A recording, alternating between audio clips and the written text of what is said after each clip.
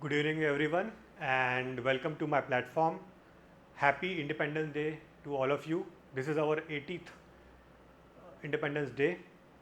So, I hope that you people get quality study material to clear this exam, and next year you should be in your academy of your choice, whether it is Indian Foreign Service, IAS, or IPS, or whatever service you people get. I just don't want you people to get stuck in this cycle of vicious cycle of preparation. And before I begin my class or this daily current affair elixir, I want to highlight certain things which are very important from your examination point of view and how to cover the notes. For example, there are two types of news, which is uh, non recurring and recurring.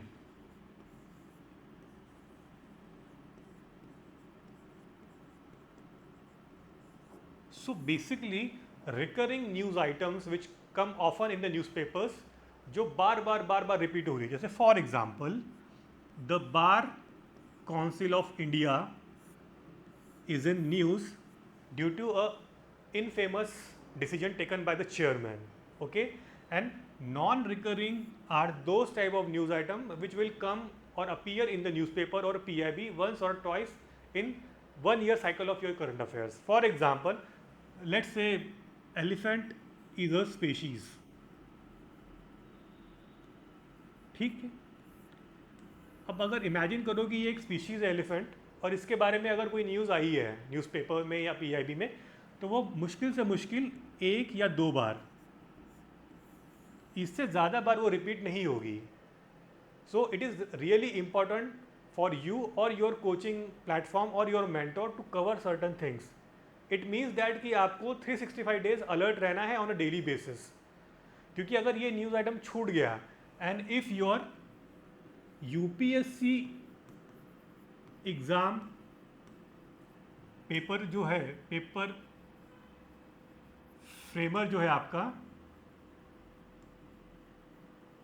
अगर वो इसके ऊपर question बना रहा है और आपने miss कर दिया तो you will lose your 2 marks.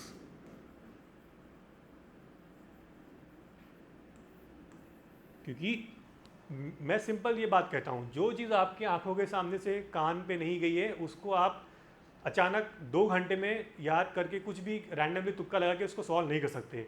So basically what will happen that you will lose this 2 marks. जो आपके लैक ऑफ कंसंट्रेशन या आप लोगों की वो जो एबिलिटी थी ढूंढने की, वो आप मिस कर गए और आपने वो 2 मार्क्स भूल गए. लेकिन अब BCI बार बार न्यूज़ में रहता है हर साल किसी न किसी वजह से, तो इसके बारे में हर साल जो अपडेट्स आएंगे विद इन अ ईयर वो आपको पाइलअप करने हैं धीरे धीरे धीरे धीरे. तो हर बार जो नई नई चीज़ें आएगी वो आपको एडअप करते रहनी है आपके नोट्स में. जो चीज़ रिपीट हो रही है उसको ऐड नहीं करना है. जैसे सेम पावर है, सेम चीज़ है, अब वो बार बार आ रही है तो उसको ऐड नहीं करना है. जो चीज़ें बार बार नई आ रही है उसको ही ऐड करना है. तो ये हो गई आपकी रिकरिंग. तो यहाँ आपको बहुत ज़्यादा नुकसान नहीं है, लेकिन जो उसकी नए अपडेट्स आ रही है वो आपको कवर करनी है. तो जब तक आप ये चीज़ें नहीं करते जाएंगे तो बहुत दिक्कत हो जाएगी. तो ये दो जो डिफरेंस है ये आपको पता होना चाहिए कि सबसे ज़्यादा नुकसान इससे है. अगर ये छूट गया तो फिर छूट गया, फिर दोबारा आपको ये मिलना बहुत मुश्किल है. जैसे कि अब इसमें नॉन रिकरिंग में क्या आएगा, इसमें कुछ भी आ सकता है. जैसे कि अगर मैं लूँ तो स्पोर्ट्स में जनरली ये होता है, ठीक है. साइंस एंड टेक में कोई टेक्नोलॉजी है उसमें हो जाएगा, ठीक है. इसके बाद में एनवायरनमेंट की कोई स्पीशीज़ है, कोई स्कीम है जो सरकार ने 10-12 साल पहले लॉन्च की होगी, उसका भी रिलेवेंस है इन पासिंग रेफरेंस आर्टिकल में, एडिटोरियल में, वहाँ वो आया है. तो UPSC का जो एग्ज़ाम फ्रेमर है वो यहाँ से निकाल के सवाल पूछ लेगा. और फिर इससे होता क्या है कि आप लोगों को ये बोला जाता है कि आप 2 साल का you should cover the current affair for let's say 2 years 3 years. उसकी ज़रूरत ही नहीं है. आपके जो करंट अफेयर की साइकिल है वो बेसिकली है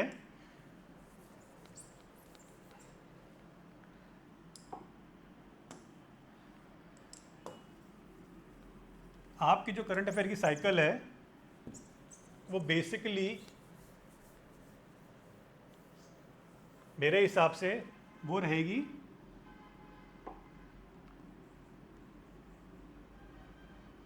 अप्रैल 2026 से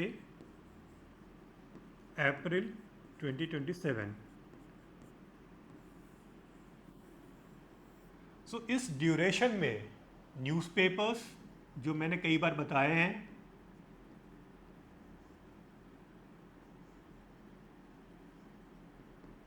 पीआईबी,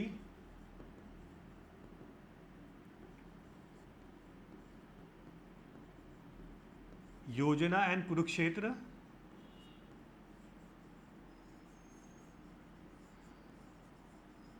ये जो रेगुलरली आने वाले सोर्सेस हैं, इसको आपको बहुत माइन्यूटली ऑब्जर्वेशन के साथ में पेपर्स को एनालाइज करने के बाद में जो फ्यूचर ट्रैजेक्टरी किसी टॉपिक की हो सकती है कि उस पर सवाल क्या बनेगा, वो हिसाब से आपको ये करना है। ठीक है, इसके पहले का आप लोग कर भी नहीं पाएंगे और उसकी ज़रूरत भी नहीं है। जितना मटेरियल ये इन 4 चीज़ों में आ रहा है एक साल में, अगर आप किसी भी एक स्टूडेंट ने इसको भी कर लिया तो बहुत बड़ी बात है। 2-3 साल का तो आप भूल ही जाओ, तो उतना हमें करके जाना भी नहीं है। इतना भी हमने एक साल का ईमानदारी से कर लिया तो that is more than sufficient for you people. We are not here to do PhD on current affairs. जितना ज़रूरी है उतना ही करना है, beyond that you have nothing to do about your current affairs. ठीक है, now I will start the topics. The first topic, basically I will just give you a hint about the topics I will going to discuss today. The first is this Kashmiri willow industry, the problem associated or the issues associated with this issue, economy of it, and ये Kashmiri willow की जो bat है वो कहाँ से आई है, वो सब चीज़ें हम लोग इसमें डिस्कस करेंगे. Then I will discuss the next topic, for example of Bar Council of India, related to cricket, related to Commonwealth game, our achievement. Then Baltic nations and Nordic nations. Then we will discuss the issues related to environment, basically green bonds versus conventional bonds. So today I will be going to discuss varied topics of different subjects. So without wasting much of our time, let's begin today's discussion on current affairs elixir. Okay, so first topic is this Kashmir willow. So basically Kashmir is famous for the mountains, lush meadows and clear stream. But यहाँ पे हम लोग ये सब चीज़ें discuss नहीं कर रहे. We are discussing the thriving industry of this Kashmir willow industry. So basically यहाँ पे ये है कि this bat industry of Kashmir came into prominence because of its international export of bats. So basically ये Oman cricket board ने हमारे कश्मीर की bats मंगाई थी, तो वहाँ से ये फेमस हुआ. और फिर यूई का जो प्लेयर था Junaid Siddiqui hit the longest 6 of 109 metres of Sri Lankan bowler. तो तब से ये सब चीज़ें हाईलाइट में आई. लेकिन अब ये तो हो गया इसका बैकग्राउंड, अब आते हैं इसके मेन पॉइंट में. So basically Kashmir willow is a deciduous tree. ठीक है, ये आपको पता होना चाहिए, ये आपके नोट्स में आना चाहिए, क्योंकि यूपीएससी का एक बहुत फेवरेट है कि किस टाइप का ट्री है या कहाँ का नेटिव है, तो ये आपको 100% पता होना चाहिए. ठीक है, Kashmiri willow is a deciduous tree native to Europe and western Asia. तो ये प्रीलिम्स के लिए बहुत इंपॉर्टेंट है. It was brought to the Kashmir valley during British rule in 1895. Again year is very important. By British officials sir Walter R Lawrence, J.C. McDonnell, the first chief of the forest department in Jammu Kashmir, to meet the fuel needs and provide green fodder for cattle. तो purpose इसके वजह से आया था, वो इस purpose की वजह से लाया गया basically. And Salix alba, a species of English willow, was also introduced to make cricket bats, and it was difficult for the British to export bats from England. So they found the climatic conditions of Kashmir suitable for making these bats. ठीक है.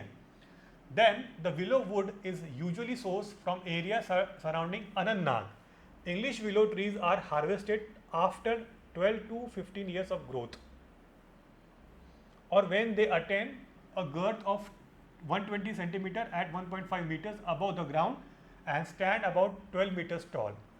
So जब ये physical features हैं, या तो उसकी growth इतनी हो जाए या ये फिजिकल फीचर्स अचीव कर ले, तभी वो उसको हार्वेस्ट करेंगे। तो ये दोनों चीज़ें आपके लिए बहुत ज़रूरी है। Then they are cut into blocks और clefts left to dry under the sun for months. This is again very important, तो ये भी आपको ध्यान में रखना है। The wood is hard wearing, relatively light and easy to sand and shape. ठीक है, the quality of willow is improve by drying and pressing it during the production stage. तो ये सारी चीज़ें आपको पता होनी चाहिए इसके regarding. Then a mature willow tree with a girth of 100 centimetres produces about 15 to 20 willow clefts. Accordingly, around 1.2 lakh mature salix trees are felled to produce 30 lakh cricket bats. If you want, you can quote these figures in your essay paper or in mains if question around such topic comes. Okay, and then around 47 international players are using. It's not very important for you people. अगर आपको code करना है तो code कर देना, otherwise ऐसे के अलावा इसमें इसकी कोई यूटिलिटी नहीं है। ठीक है, then compare to English willow bats from the UK that cost around 1.5 lakh to 2 lakh, the bat produce here in Kashmir range from 300 rupees to 20,000. So they are cheaper basically compared to the bats which are made in UK.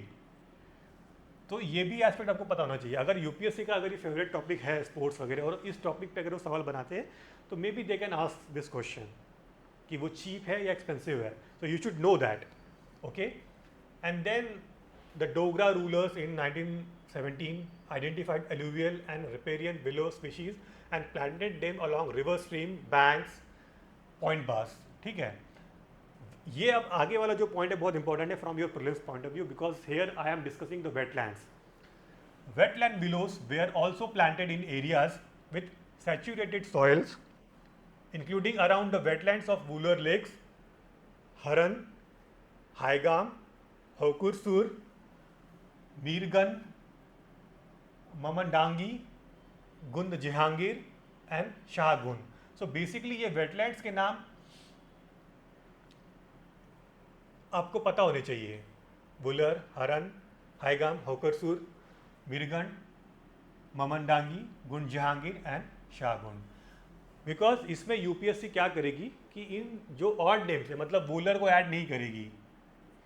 ये नाम पूछेगी जो आप लोगों ने नहीं पढ़े होंगे या आपके नोट्स में नहीं आए होंगे या आपके जो रेगुलर सोर्सेस हैं जैसे for example NCERT and all उसमें ये नाम नहीं आएंगे. तो आपसे पूछ सकता है कि हरन, हाईगाम, होकरसूर, मिरगुन, ममनडांगी, गुंड जहांगीर, शाहगुन आर वॉट. तो यहाँ पे वो 3-4 चीज़ें डाल देगा. The correct answer would be wetland. So you should know that these are wetlands. So ये आपको ज्योग्राफी के लोकेशन का भी एक तरीके से या किस टाइप की ये सारी चीज़ें हैं आपको पता होना चाहिए कि ऐसे भी सवाल यूपीएससी पूछ लेगी कि वेटलैंड्स है या कुछ और है या उसमें और स्पीशीज़ के नाम डाल देगी कुछ भी डाल देगी कंफ्यूज करने के लिए. So you should know that these are wetlands. English willow is particularly suited to mildly waterlogged and moisture retentive areas where adequate soil moisture can support satisfactory growth during its rotation period. So ये इसका एक feature है कि ऐसे environment में ही ये English willow thrive कर सकता है. ये भी आपको पता होना चाहिए. Then the availability of adequate moisture is an important factor governing the growth and establishment of willow, particularly in areas traditionally associated with wetland and waterlogged conditions. ठीक है, अब मेजर कंसर्न क्या है कि the drying of wetlands or their degradation as well as well as reduction in water availability can all adversely affect willow regeneration. सो ये basically एक सबसे बड़ा मसला सबसे बड़ा प्रॉब्लम उभर के आ रहा है that these are the conditions because of which वहाँ पे वो ग्रो करने में दिक्कत आ रही है. The changing climatic patterns could have an impact on English willow, particularly because it is closely associated with adequate soil moisture and water availability. Water availability. Okay, the changes in temperature, precipitation pattern, and duration of dry periods events may influence the growth, establishment, and productivity of willow plantations. Then फिर ये article 37 हटाने के बाद जो हुआ उसके बारे में डिस्कस कर रहा है, and discussing about the smuggling of willow cleft, क्योंकि यहाँ पे रेस्ट्रिक्शंस लाई गई और फिर उसके बाद में basically after the dilution of article 370 in 2019 by the BJP lead central government, the Jammu Kashmir willow act 2000 was just one of the two local laws retained to curb the smuggling of willow cleft, क्योंकि इसकी smuggling होती थी, तो ये smuggling रोकने के लिए सारी चीज़ें की गई. Kashmir willow timber is being smuggle to places such as Jalandhar and Meerut, which have their own bat making units and flourish export industries. ठीक है. And then until the mid 1970s, Kashmiri willow wood was transported to various manufacturing units across India. But when the J&K government realized the importance of the willow wood and the potential of the industry in Kashmir, it restricted the number of plate that could be sold outside, और इसकी वजह से इसकी smuggling बढ़ने लगी. The English willow timber is harvested twice a year. ये भी आपको पता होना चाहिए from your prelims point of view. May and September. And this is the Kabir, a person who is in this business, says that he goes to private willow trees field in Gandarbal and Kupwara every year in the spring and identifies the female species of English willow. ये बहुत important है. Female species of English willow by monitoring the movement of pollinators. The willow trees with flowers are the female species. They are lightweight, flexible and without knots and have a good shine. It is this species that allow them to produce grade A bats of international standard and fetches them highest profit. So basically Kabir is discussing कि वो किस तरीके की trees ढूंढते हैं and they look for the female species. Okay, but right now access to good quality timber remains a challenge for them, with the inconsistent quality of timber denting its reputation in the domestic market. And these bats have GI tag which was given in 2025, and because of that this industry got shot in the arm, because इससे GI tag आ गया तो इसकी cell वगैरह और अच्छे से होने लगी, it got a recognition, तो इस वजह से ये चीज़ें बहुत फेमस हो गई है. ठीक है, तो इस पूरे आर्टिकल में यही चीज़ आपको ध्यान देने लायक है. Now in this article I am going to discuss the Bar Council of India chairman's controversy and the details regarding it.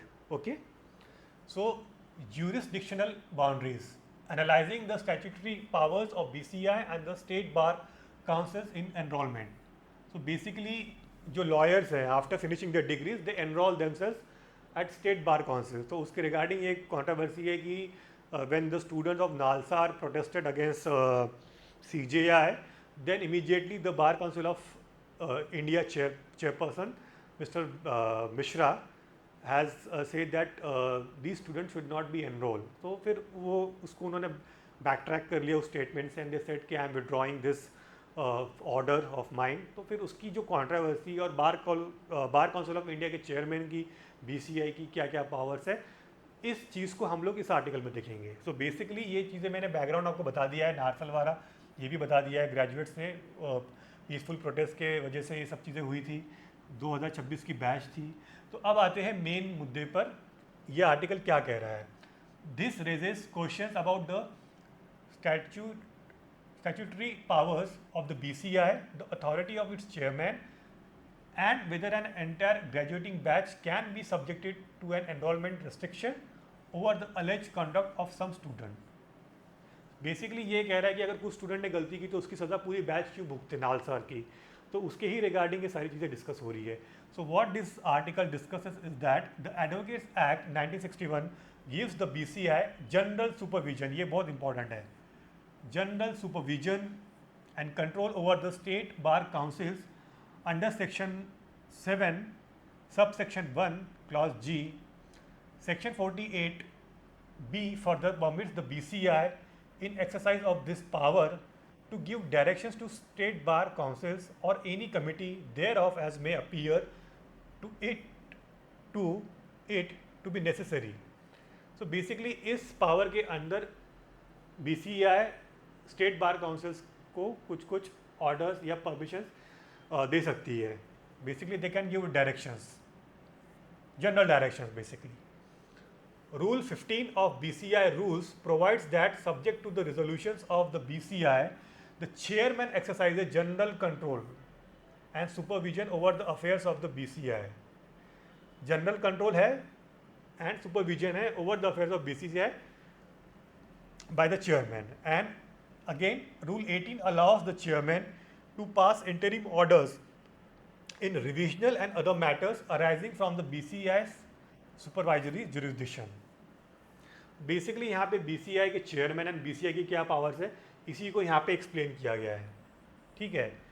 और वो भी सुपरविजनल एंड कंट्रोल, बहुत जनरल सुपरविजन एंड कंट्रोल है, बहुत ज़्यादा रिस्ट्रिक्शंस नहीं है.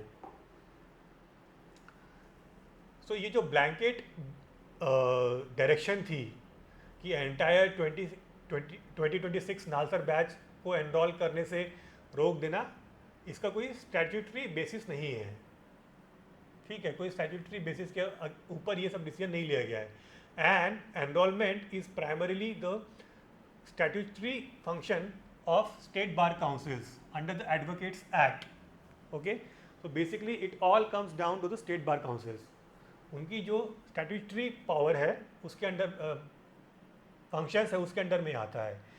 There appears to be no specific provision empowering the BCI chairman acting individually to suspend the enrolment of entire batch. तो बेसिकली ये ऑर्डर कुछ काम का था ही नहीं, उन्होंने दे दिया बट उसका कोई लीगल बैकिंग था नहीं.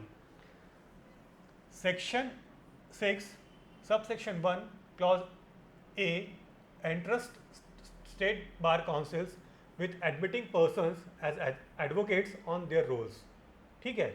Section 24 sets out qualification for enrollment, while Section 24A provides for certain disqualification. Section 25 and 26 deals with the authority and procedure for admission. So basically जिनका law optional है उस पर अगर ये सवाल आएगा, क्योंकि ये basically deals largely with them, तो उनको ये सारे सेक्शंस याद करने हैं, पता होना चाहिए.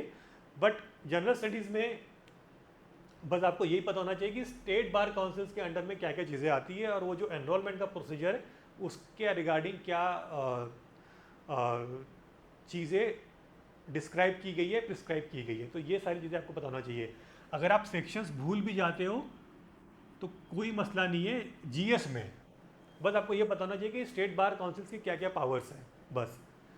No blanket restrictions can be imposed by the BCI. Every application has to be dealt with independently, and if they meet the statutory requirements, they are entitled to be enrolled. ठीक है, अगर ये जो statutory requirements है अगर इसको fulfill करें, they are all entitled to be enrolled. The BCI may inquire into individual conduct, but collective punishment cannot ordinarily be imposed on entire batch for the alleged conduct of few. ठीक है. Pre-enrollment conduct may become relevant when it attracts a statutory disqualification or affect the eligibility, but mere expression of an opinion or peaceful protest cannot by itself justify denial of enrollment. Just on the basis of this, अगर कोई student जो lawyer हो चुका है उसने अपना opinion express किया है या पीसफुल प्रोटेस्ट किया है, तो इसके बेसिस पे आप एनरोलमेंट डिनाई नहीं कर सकते हैं. ये साफ साफ बोल दिया गया है, ठीक है. और वो भी एंटायर बैच के अगेंस्ट. फिर यहाँ पे एक बहुत बड़ा इंपॉर्टेंट जजमेंट है, वो जजमेंट आपके लिए बहुत ज़रूरी है.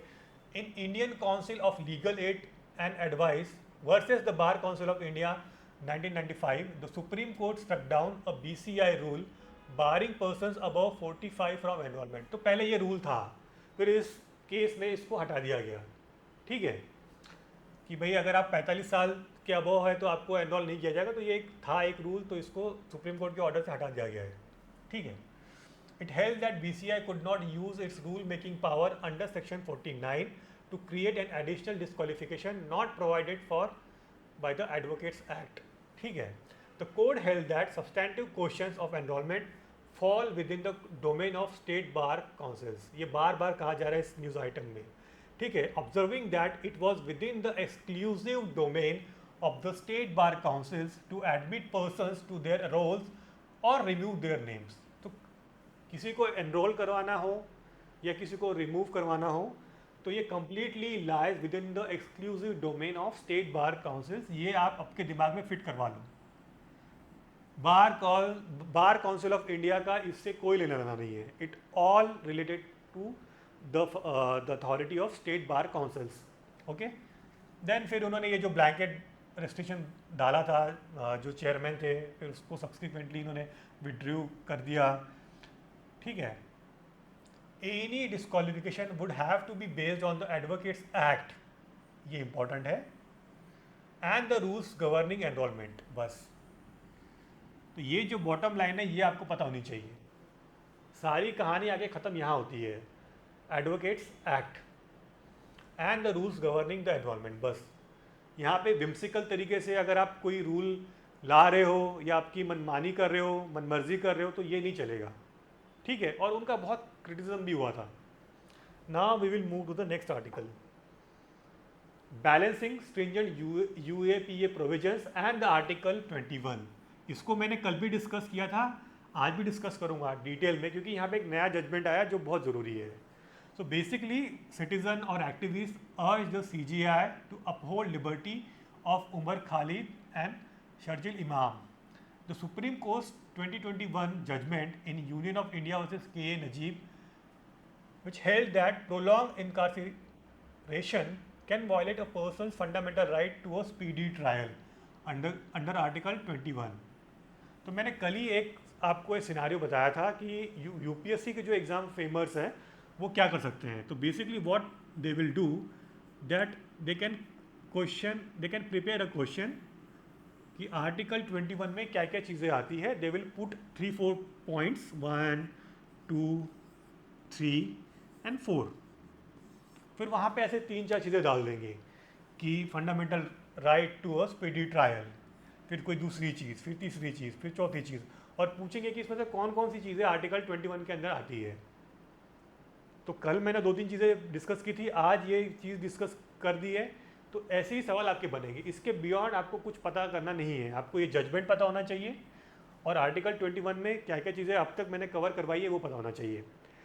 The judgement emphasize that stringent bail provisions under UAPA cannot justify indefinite detention when there is no likelihood of the trial concluding within a reasonable period। तो जब ऐसा लग रहा है कि ट्रायल पूरा होगा ही नहीं एक रीजनेबल पीरियड में, तो इस बेटर कि भाई आप जो है इनडेफिनेट टाइम के लिए डिटेन नहीं कर सकते किसी को भी, आपको बेल देनी होगी। ठीक है, और उसी की बेसिस पे ये जजमेंट आया, और फिर इस जजमेंट के बेसिस पे ये जो सिटीजन्स हैं, ये एक्टिविस्ट है, ये कह रहे हैं कि ये जो उमर खालिद है और जो शर्जिल इमाम है, इसको आप रिहा करो, इनको बेल दे दो। बस ये 3 पॉइंट में यही चीज़ें समझने लायक है। Now we will move to the this. ये ऑलरेडी मैंने डिस्कस किया है कॉमनवेल्थ गेम्स के बारे में, बट यहाँ एक दूसरा एस्पेक्ट हम लोग डिस्कस करेंगे। इसको हम लोग काउंट करेंगे हमारे रिकरिंग करंट अफेयर्स में, क्योंकि इसकी कई बार बात हो रही है। बट ये जो नुआंस है ये आज ही न्यूज़पेपर में आया है, इसलिए इसको हम आज कवर कर रहे हैं, और इसी नुआंस को हम लोग कवर करेंगे। इसके बियॉन्ड हम लोग नहीं जाएंगे इसमें। अगर कोई चीज़ रिकरिंग बार बार आ रही है, तो जो नया उसका फीचर वही करेंगे। हम दोबारा से पूरा जो उसकी पुरानी चीज़ें डिस्कस की थी हमने, वो लोग उस चीज़ों को हम लोग डिस्कस नहीं करेंगे। So basically Rajnath Singh hails army personnel for the 16 medal haul in Glasgow. So basically India ने वहाँ पे जीते थे 39 मेडल्स, उसमें से टोटल थे 13 गोल्ड, 17 सिल्वर, 9 ब्रॉन्ज। इसलिए टोटल 39 में से 16 मेडल जो थे हमारे आर्मी के जवानों ने जीते थे। ठीक है, तो ये आपको पता होना चाहिए बेसिकली, क्योंकि यूपीएससी के लिए स्पोर्ट्स एक बहुत फेमस टॉपिक है, और पिछले 5 से 6 सालों से ये लोग इसके ऊपर टॉपिक पूछ रहे हैं, अलग अलग स्पोर्ट्स के ऊपर। कभी चेस के ऊपर 2-3 सवाल पूछे गए हैं, टेनिस के ऊपर पूछे गए हैं, क्रिकेट के ऊपर पूछे गए, तो अलग अलग जो स्पोर्ट्स हैं उसके ऊपर सवाल पूछे गए हैं। तो इसके ये जो माइन्यूट नुआंसेस है, यू शुड नो दैट कि इसमें क्या क्या चीज़ें कवर कर सकते हैं from exam point of view. तो यही चीज़ मैंने यहाँ कवर कराई है। ठीक है, तो ये दोनों चीज़ें ही यहाँ पे काम की है, बाकी छोड़ देते हैं। Commonwealth Games 2026 held in Glasgow Scotland, and we are the host for 2030। कौन सा सिटी इंडिया का? गुजरात में अहमदाबाद। ठीक है। तो यहाँ के जो होम मिनिस्टर थे वहाँ गए थे, फिर वहाँ से वो बेटन वगैरह उन्होंने लिया, सारी रिस्पॉन्सिबिलिटी ली, और फिर हम लोग इसको होस्ट करेंगे 2030 में। Sovereign green bonds and the emergence of greenium in India debt market. तो बेसिकली यहाँ पे इस आर्टिकल में सबसे ज़रूरी ये है कि आपको ग्रीनियम जो ये जो कॉन्सेप्ट है, ये जो आइडिया है, इस पर ध्यान देना होगा। तो बेसिकली ग्रीनियम क्या है, पहले ये डिस्कस कर लेते हैं कि greenium is the lower yield investors are willing to accept for bonds that finance environment sustainable projects. So basically जो भी इन्वेस्टर है वो थोड़ा अपना नुकसान झेलने को तैयार है, बिकॉज उसको लोअर यील्ड आएगा, लेकिन वो इसलिए एक्सेप्ट कर रहा है बिकॉज वो एनवायरमेंटली सस्टेनेबल है और वो हमारे लिए भी काम का है, फ्यूचर जनरेशन्स के लिए, इसलिए they are ready to accept the lower yield. Okay, so what is greenium? So basically greenium is just the lower yield that investors are willing to accept on green bonds compared to similar conventional bond, because the proceeds finance environmentally sustainable or climate friendly projects. तो basically conventional bonds के ऊपर जो पैसा मिलना था, जैसे for example अगर यहाँ 8 रुपये मिल रहा है कन्वेंशन में, तो यहाँ 7.5 मिल जाएगा, लेकिन इन्वेस्टर इसलिए मान जा रहे हैं चलो ठीक है, ये ग्रीन बॉन्ड से कम फ्यूचर तो सिक्योर रहेगा बच्चों का, फ्यूचर जनरेशन का, इसलिए इसको ये हम मतलब एक्सेप्ट कर रहे हैं। तो बेसिकली इस पूरे आर्टिकल में आपको बस यही समझना है कि ग्रीनियम क्या है और ये कैसे ऑपरेट होता है। So in simple terms, investor accept lower returns in exchange for supporting projects with positive environmental impacts. Then now how does greenium work and why does it exist? So how does greenium works? A green bond and a conventional bond issued by the same borrower, okay, and may have same maturity, same credit ratings and similar risk profile. If investors are willing to buy the green bond at a higher price, its yield falls below that of the comparable conventional bond. अगर ये जो investor है वो green bond by कर रहा है at higher price, तो obviously कि इसका मतलब ये कह रहा है कि it's yield falls below that of the comparable in conventional bond, क्योंकि आप ज़्यादा प्राइस पे खरीद रहे हो उसको ग्रीन होने की वजह से, तो ये आपको प्राइस पे करनी पड़ रही है। And the difference between this yield is called greenium. तो इनके यील्ड में जो डिफरेंस आएगा बेसिकली वही ग्रीनियम है, वो मैंने थोड़ी देर पहले आपको समझाया था एग्जाम्पल के साथ, और यही एग्जाम्पल यहाँ पे भी समझाया गया है, तो इसको अब मैं यहाँ दोहराऊंगा नहीं। Now I will discuss कि why does greenium exist? Because growing demand for environmental, social and governance ESG investment। तो ये ESG इन्वेस्टमेंट के ऊपर ऑलरेडी एक सवाल यूपीएससी पूछ चुकी है, एंड ये ESG जो है वो बेसिकली सेबी मॉनिटर करता है, ठीक है। तो आई थिंक क्वेश्चन में यूपीएससी ने इसको RBI बताया था, but it is dealt by SEBI only. तो ये आप चेक कर लेना, क्वेश्चन को चेक कर लेना, बेसिकली जो क्वेश्चन आया था वो आप PYQ में देख लेना। Institutional investors like pension fund, insurers, sovereign wealth funds have sustainability mandate. तो इनके पास ये ऑलरेडी मैंडेट है कि इनको इसके अकॉर्डिंग ही इन्वेस्टमेंट करनी होगी, तो इस वजह से ये सब चीज़ें एग्जिस्ट कर रही है, ठीक है। Limited supply of credible green bonds. अब जब इनकी basically credible green bonds available ही नहीं है, लिमिटेड सप्लाई है उन लोगों का, तो क्या होगा, इसीलिए ये सारी चीज़ें एग्जिस्ट कर रही है। Then investors perceive issuers with strong sustainability practices as potentially having lower long term environmental and transition risk, ठीक है। तो बेसिकली इस वजह से ही वो लोग इन्वेस्टर जो है इसको एक्सेप्ट कर रहे हैं कि जो इशूअर है वो स्ट्रॉन्ग सस्टेनेबिलिटी प्रैक्टिसेस को अप्लाई कर रहा है, इसलिए और वो lower long term environmental and transition risk है, इसकी वजह से इन्वेस्टर उसको एक्सेप्ट कर रहा है।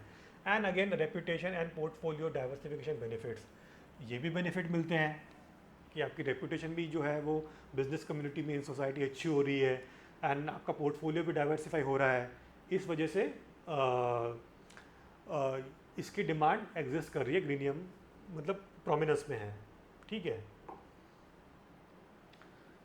Now what are the projects finance by green bonds, तो यहाँ पे ये 5-6 कैटेगरी दी गई है। So what are the projects finance by green bonds? Renewable energy like solar, wind and hydropower, energy efficient buildings, clean transportation like metro and electric vehicle, sustainable water and wastewater management, and then pollution prevention and waste management, climate change adaptation projects, biodiversity conservation and ecosystem restoration, sustainable agriculture and forestry. तो basically ये जो 8 categories है,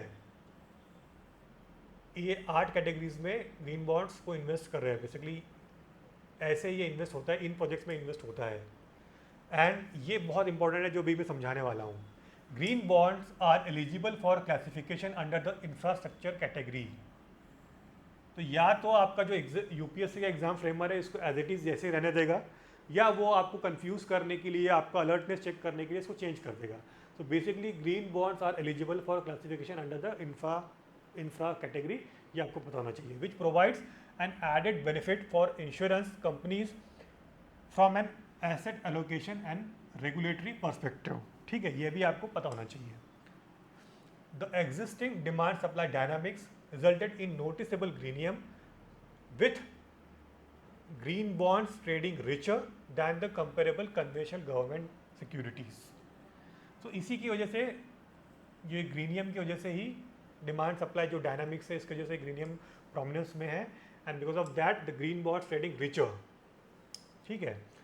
strong demand has led calls by the market participants for some increase in the supply of such papers as insurers manage a growing corpus and find a lack of sufficient substitute. इनका substitute भी नहीं है और इसकी demand भी है, इसलिए फिर ये इसकी जो डिमांड है स्ट्रॉन्ग बढ़ते जा रही है और बढ़ते जा रही है।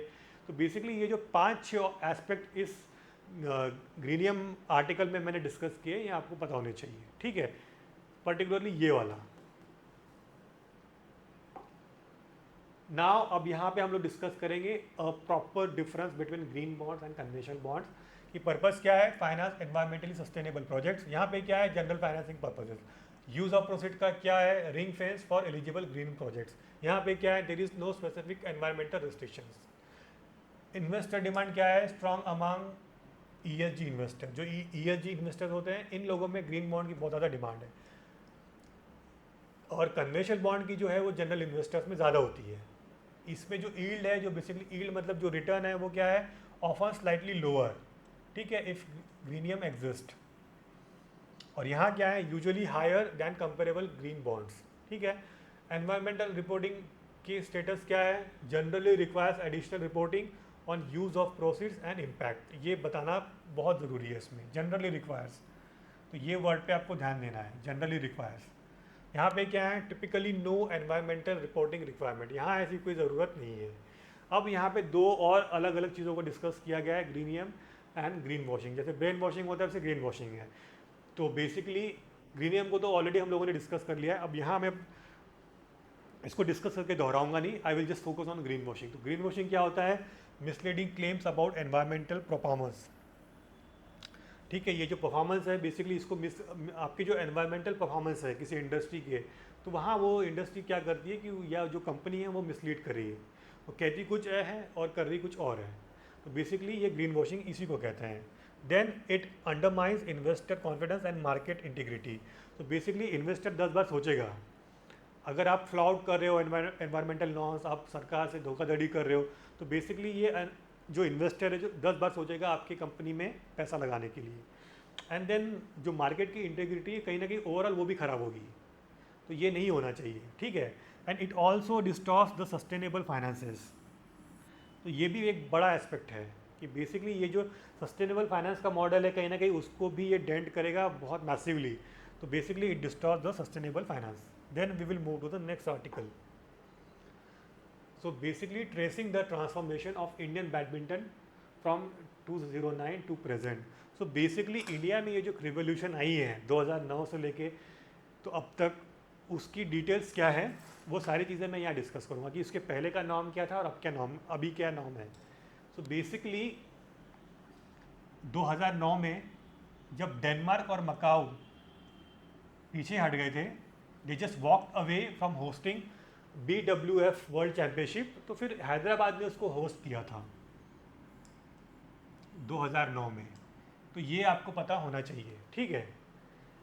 देन ये जो कुछ फैक्ट्स हैं, ये आपको पता होना चाहिए कि जो प्रकाश पादुकोण है, father of Deepika Padukone, he won the All England title in 1980 in badminton, and after 21 years, Pulela Gopichand, who was also the coach of Saina Nehwal and other prominent badminton players of India, उन्होंने ये 21 years के बाद में ये जीती थी, ठीक है।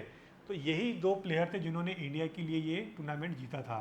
तो इनके नाम आपको पता होने चाहिए, क्योंकि यूपीएससी के जो एग्ज़ाम फ्रेमर है, they might twist this fact. वो आपको करेंगे कि भाई इंडिया से कितने लोगों ने ऑल इंग्लैंड टाइटल जीता है बैडमिंटन का, तो उसमें वो 2 कर सकते हैं, 3 कर सकते हैं, 4 कर सकते हैं, 5 कर सकते हैं। मतलब मेल एंड फीमेल मिला के पूछेंगे कि कितने लोगों ने जीता है। तो ये आपको इन दोनों के नाम पता होना चाहिए कि भाई मेल में से इन दोनों ने जीता है, ठीक है। एंड देन फिर साइना नेहवाल का इमरजेंस हुआ स्टेज पे, एंड देन हर स्टोरी को हम लोग हर story we will discuss. Saina Nehwal was the closest thing to a rising star. Age 19 then, she had just become the first Indian woman to win the World Junior Championship and the first Indian to claim a Super Series title. तो ये again हमारी जो achievement थी badminton में because of Saina Nehwal, ये आप लोगों को पता होनी चाहिए। और उस समय तो ये सब चीज़ों की स्कीम नहीं थी, जैसे गवर्नमेंट आज ये सब चीज़ें ला रही है, जैसे ये जो टारगेट ओलंपिक पोडियम स्कीम है, या फिर ये जो ओलंपिक गोल्ड क्वेस्ट है OGQ, आजकल ये है। बट इंडिया की वो जो परफॉर्मेंस आई थी उस समय ये सारी चीज़ें नहीं थी, तो ये भी आपको पता होना चाहिए। अगर स्पोर्ट्स में आप कंपैरिजन वाली चीज़ें लिख रहे हैं, समझ रहे हैं, तो आपको ये पता होना चाहिए कि ये सब चीज़ें कब आई।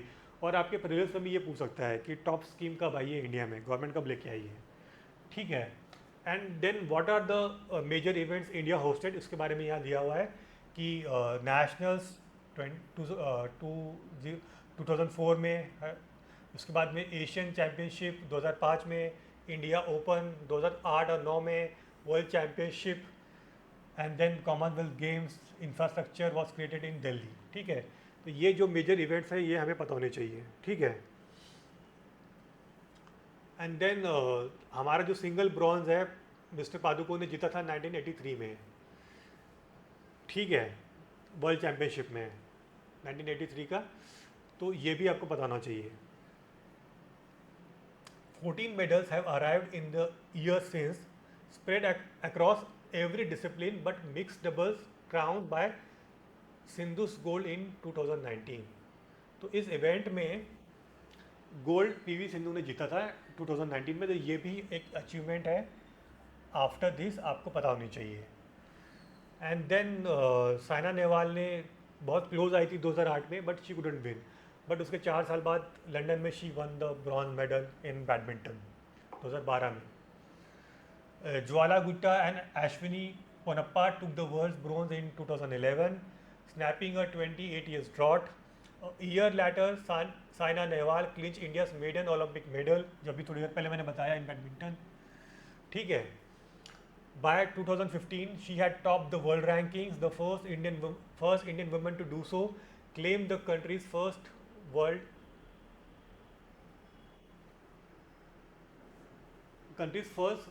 silver, okay. तो ये भी बड़ी बड़ी अचीवमेंट है हमारी। और इंडिया का ये जो अभी प्रोमिनेंट नाम है आयुष शेट्टी का, ये आपको भी कंटेम्प्रेरी टैलेंट में पता होना चाहिए। ये तो अचीवमेंट हो ही गई है, बट साथ ही साथ आयुष शेट्टी भी बहुत प्रोमिनेंट स्पोर्ट्स पर्सन है बैडमिंटन के, ये भी इनका नाम आपको पता होना चाहिए।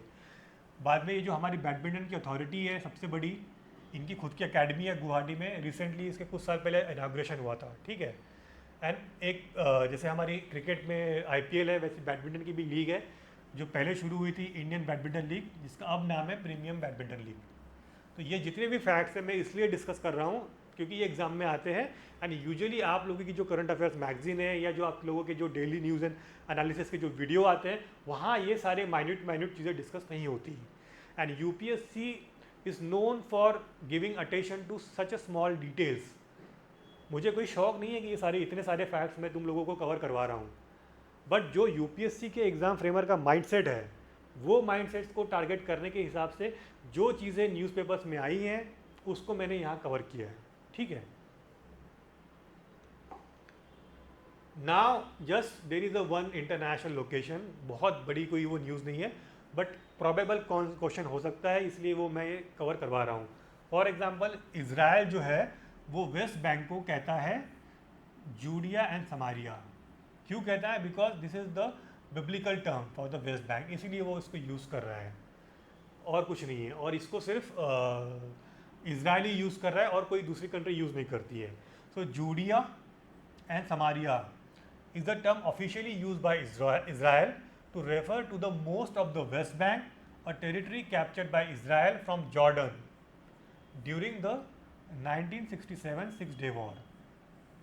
तो ये आपको बताना चाहिए कि सिक्स डे वॉर कब हुआ था? 1967 में। और ये जो जूडियन समारिया कहाँ है? बेसिकली ये वेस्ट बैंक है। और किससे कैप्चर किया था? जॉर्डन से। Internationally the area is more commonly known as the West Bank, but UPSC चालाकी कर देगी, ठीक है, कि पूछेगी कि आपसे सवाल कि Judea and Samaria are the locations popularly known as what, तो उसमें 3-4 चीज़ें डाल देगी, वेस्ट बैंक, कुछ और कुछ और कुछ और। सो you should know that the correct answer would B West Bank, okay. And the term Judea and Samaria is not generally use in official UN documents और बाय मोस्ट कंट्रीज। और बेसिकली मेरा एक ये मानना है कि मैं जो भी आर्टिकल डिस्कस करता हूँ उसमें मैं पीएचडी नहीं करता हूँ with the help of Wikipedia, AI और गूगल। हमें जितनी ज़रूरत है हम लोग उतनी ही ज़रूरत के हिसाब से कंटेंट बनाएंगे। अदरवाइज़ अगर हम लोग हर टॉपिक की माइन्यूट डिटेल्स में जाते जाएंगे तो आपके नोट्स इतने ज़्यादा बल्कि हो जाएंगे जिसकी कोई मतलब लिमिट नहीं है। तो वो लिमिट ना क्रॉस हो, इसीलिए हमको हमारे एक प्रॉपर फ्रेमवर्क के अंदर ही नोट्स बनाने हैं। क्योंकि जितना करंट अफेयर मैं करवा रहा हूँ ये पूरा नहीं है, ये जस्ट मिनिस्कल पार्ट है जो मैं करंट अफेयर कवर करवा रहा हूँ। लेकिन ये सब चीज़ें डिस्कस करके मैं एक चीज़ आप लोगों को बता रहा हूँ कि इतने माइन्यूट डिटेल में जाके आपको नोट्स बनाने होंगे। अगर आप इतने माइन्यूट डिटेल्स में जाके नोट्स नहीं बनाएंगे तो आपका प्रीलिम्स नहीं होगा, और प्रीलिम्स नहीं होगा तो आपको कभी भी मेंस में आपके जो टैलेंट है उसको दिखाने का मौका नहीं आएगा। और ये स्पेशली इन ऐसी चीज़ों की ज़रूरत उन स्टूडेंट्स को है जो 3-4 बार से फेल हो रहे हैं लगातार, जिनको कोई क्लू नहीं लग रहा है कि हमें करंट अफेयर्स को कैसे कवर करना है या जीएस स्टैटिक को कैसे कवर करना है। उसको भी मैं एंड में डिस्कस करूंगा, बट प्राइमरीली मेरा ये पर्पज़ रहता है कि मैं फालतू की एडिशनल इन्फॉर्मेशन ना डालूँ जस्ट बिकॉज मुझे मेरा यूट्यूब का टाइम बढ़ाना है या मेरे व्यूज़ काउंट बढ़ाने हैं।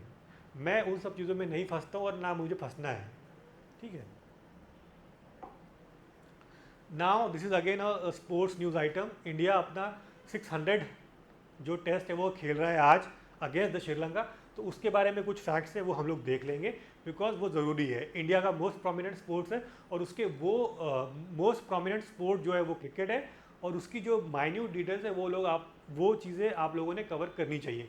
इसलिए सारे जो फैक्ट्स एंड फिगर्स हैं मैं यहाँ पे लेके आया हूँ। सो बेसिकली इंडिया आज अपना 600 मेन टेस्ट खेल रहा है अगेंस्ट श्रीलंका। कहाँ खेल रहा है? श्रीलंका में, गॉल इंटरनेशनल स्टेडियम में, को इंसाइडिंग with the India's 80th Independence Day, ठीक है। And with this milestone India becomes only the third nation to play 600 or more test matches after England. England के कितने हो गए? ऑलमोस्ट इनके 1100 हो रहे हैं, ठीक है। इंग्लैंड के, ऑस्ट्रेलिया कितने हो गए? 883। इंडिया के आज 600 हो गए। फिर इंडिया की जर्नी मैंने थोड़ी गूगल की हेल्प लेके और बाकी चीज़ों की हेल्प लेके मैंने यहाँ डिस्कस की है, तो वो देख लेंगे। टेस्ट डेब्यू हमारा हुआ था 25 जून 1932। ये डेट बहुत इंपॉर्टेंट और एक चीज़ के लिए है, इसी तारीख को हमने 1983 में under the captaincy of Kapil Dev cricket का वर्ल्ड कप जीता था, जो उस समय होता था 60 ओवर का।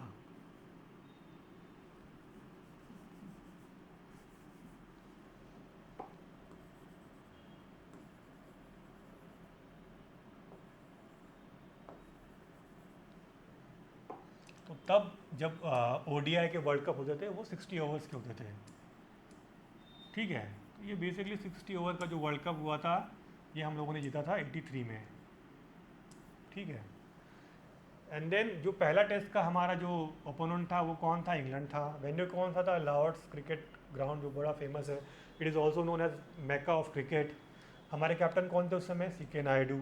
India became the six test playing nation तब, मतलब 32 में, ठीक है। फिर इंडिया का रिकॉर्ड सो फार कि हमने 559 मैचेस खेले हैं, 186 जीते हैं, 188 हारे हैं, 224 ड्रॉज हुए हैं, 1 गेम टाई हुआ है। I don't know, I think it's Australia और वेस्ट इंडीज़ के अगेंस्ट ये मैच टाई हुआ था, फिर भी मुझे ये फैक्ट चेक करना पड़ेगा। और ये कैप्टन हमारे फर्स्ट टेस्ट में जैसे बताया, CK नायडू थे, 100 में थे मंसूर अली खान पटौदी, 200 में थे सुनील गावस्कर, 300 में थे सचिन तेंदुलकर, 400 में थे राहुल द्रविड़, 500 में थे विराट कोहली, एंड अब है शुभमन गिल। बस अब ये आर्ट एंड कल्चर के हिसाब से बहुत ज़रूरी एक न्यूज़ आइटम है, आज आया है, और वो ऐसे जगह से आया है जिसकी मैं गारंटी देता हूँ कि पूरे हिंदुस्तान में कोई कोचिंग वाला इसको पकड़ नहीं पाएगा कहाँ पे आया था ये, आज ही के न्यूज़पेपर में आया है। और वो जो बात मैंने स्टार्टिंग में कही थी, नॉन रिकरिंग करंट अफेयर, ये उसी का एग्जाम्पल है, सबसे बेस्ट एग्जाम्पल यही है, ठीक है। तो क्या है?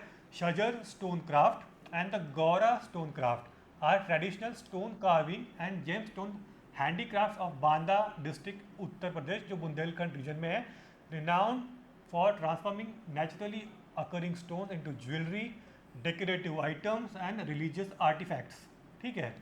And both craft reflect the rich geological heritage of Bundelkhand, जो मैंने पहले बता दिया, and are important sources of livelihood for local artisan communities, ठीक है। तो बेसिकली ये दो ही चीज़ें आपको पता होनी चाहिए कि बांडा से आती है, यूपी के बुंदेलखंड रीजन से, Shajar stone and Gaura stone craft. Now we will discuss the two category of nation, Baltic nations and Nordic countries, ठीक है। तो बाल्टिक नेशन में कौन कौन आता है? Estonia, Latvia, Lithuania. लोकेटेड कहाँ है? ईस्टर्न बाल्टिक कोस्ट पे। वो क्या थी? Former Soviet republics, joint EU and NATO 2004 में। अब आते हैं नॉर्डिक कंट्रीज, क्योंकि ये जो टर्म्स है ना, ये आपके न्यूज़पेपर में आती है बार बार, बाल्टिक नेशंस, नॉर्डिक कंट्रीज। और मेरा ये मानना है कि जब कभी भी ऐसे टर्म्स न्यूज़पेपर में आए तो एज अ कीन स्टूडेंट ऑफ UPSC आप लोगों को पता होना चाहिए कि ये कंट्रीज़ कहाँ हैं। बस नॉर्डिक पढ़ लिया तो वो आपको पता नहीं चलेगा, एग्जैक्टली आपको एटलस पे जाना होगा, वहाँ पे ढूंढना पड़ेगा कि ये कंट्रीज़ की लोकेशन कहाँ है और इनके नेबर्स क्या है। तो बेसिकली बाल्टिक का तो मैंने डिस्कस कर दिया। नॉर्डिक कंट्रीज़ में क्या क्या आती है? Denmark, Finland, Iceland, Norway and Sweden. कहाँ है इनकी location? Northern Europe. Independent states with different historical trajectories. अब ये हमारे काम की बात है नहीं। Most are long standing members, like for example Finland join NATO in 2023, Sweden in 2024। तो ये आपको पता होना चाहिए। और इस पर UPSC ने ऑलरेडी एक सवाल पूछा है और ये मेरे नोट्स में था भी जब मैंने कवर किया था ये एज इट इज़। मतलब यूजुअली क्या होता है कि मेरी जो उस समय स्किल नहीं थी MS वर्ड की PPT बनाना वगैरह, तो मैं उस समय क्या करता था कि जो न्यूज़पेपर की क्लिपिंग्स थी वो सब्जेक्ट वाइज मैं पेस्ट कर देता था कि ये एग्ज़ाम में आ सकता है, और वो मैं अंडरलाइन करता था कि ये प्रॉबेबल टॉपिक है, ये आने वाला है। तो मेरे, अगर आप ट्विटर के अकाउंट पे, हैंडल पे जाएंगे तो मेरा एक जो पिन ट्वीट है उसमें ऐसी ही क्लिपिंग्स दिखेगी।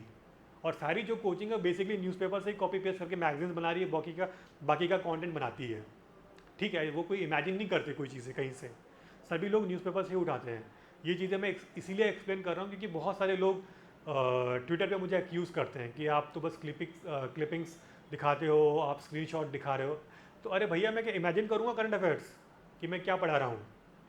वही क्लिपिंग को मेरे पास वो स्किल होती तो मैं भी मैगजीन में बना लेता, या बाकी चीज़ें मैं तब्दील कर लेता। लेकिन वो स्किल नहीं थी तो मैं उसको कट करके पेस्ट कर देता था। वो चाहे फिर IR की बुक हो, एनवायरनमेंट की हो, पॉलिटी की हो, इकोनॉमी की हो, हिस्ट्री की हो, आर्ट एंड कल्चर की हो, किसी की भी हो। तो ये मेरा फंडा था तब। लेकिन अब जब मुझे ये सारी स्किल्स आ गई तो मैं ऐसे बना के दिखा रहा हूँ। लेकिन प्राइमरी ऑब्जेक्टिव ये है कि आपको ओरिजिनल सोर्स पता होना चाहिए। किसी क्वेश्चन का अगर आपको आंसर पता नहीं चल रहा कि कहाँ से पिक किया गया है तो वो भी तो पता होना चाहिए ना। तो कम से कम वो समझ के तो पकड़ लो कि मैंने दिखा दिया कि ये हिंदू से आया या एक्सप्रेस से आया हुआ है, ठीक है। Now this is the last news item. NCB versus CBN. तो ये जो दो बॉडीज़ है हमें पता होना चाहिए कि कौन से मिनिस्ट्री के अंडर में आती है और इनके प्राइमरी रोल क्या है। तो जो हमारी एनसीबी है, नारकोटिक्स कंट्रोल ब्यूरो, ये basically comes under ministry of home affairs. इनका प्राइमरी रोल क्या है? Drug law enforcement and coordination. दूसरी बॉडी कौन सी है? Central bureau of narcotics. ठीक है, ये कौन से मिनिस्ट्री में आती है? Department of revenue, ministry of finance. क्योंकि ये भी अब एक फेवरेट टॉपिक हो गया यूपीएससी का कि कौन सा डिपार्टमेंट या कौन सा ऑर्गेनाइजेशन कौन सा मिनिस्ट्री के अंडर में आता है, ये इनका फेवरेट हो गया है। उनका वो प्राइमरी रोल भी पूछते हैं, कभी कभी तो अब वो ईयर भी पूछने लग जाएंगे। तो इसी वजह से ये सारी चीज़ें फ्यूचर ट्रैजेक्टरी के हिसाब से हमें पता होनी चाहिए। फिर इनका प्राइमरी रोल क्या है? Licensing, supervision and regulation of licit opium cultivation and related functions. ठीक है, तो ये दोनों चीज़ें आपको पता होनी चाहिए मेरे हिसाब से, क्योंकि ये आपके प्रीलिम्स में आ सकता है। तो आई होप कि मैंने डिटेल में सारी चीज़ें समझाई हो। अगर आप लोगों का कोई भी फीडबैक हो मेरे लिए, मेरे प्लेटफॉर्म के लिए, मैंने और कौन सी चीज़ें कवर करनी चाहिए, अगर आपका कोई कंस्ट्रक्टिव क्रिटिसिज्म भी है तो वो भी शेयर करो, ताकि मैं उस पर तब्दीली करूँ, अमेंड्स करूँ, और फिर फ्यूचर में उसको और अच्छे तरीके से मैं I can amend the changes which you are suggesting to me. Otherwise, it will be very difficult for me that how to improve the content, because I have very limited time. At my platform, I am doing everything on my own. I am reading newspapers, I am creating content, then I have to shoot these videos, then I have to upload it, then I have to handle my all social media handles. So it's a very humongous task for me to manage everything. तो इसीलिए अगर आपका कोई constructive criticism हो, कोई suggestion हो, तो please do let me know. And if you think that my content is helping you out and might help other, so please spread the word about my platform and share the link of my video amongst your peers and your friends. So आज के लिए इतना ही. Thank you so much, and I will come tomorrow with news items which are new and diversified. Thank you so much.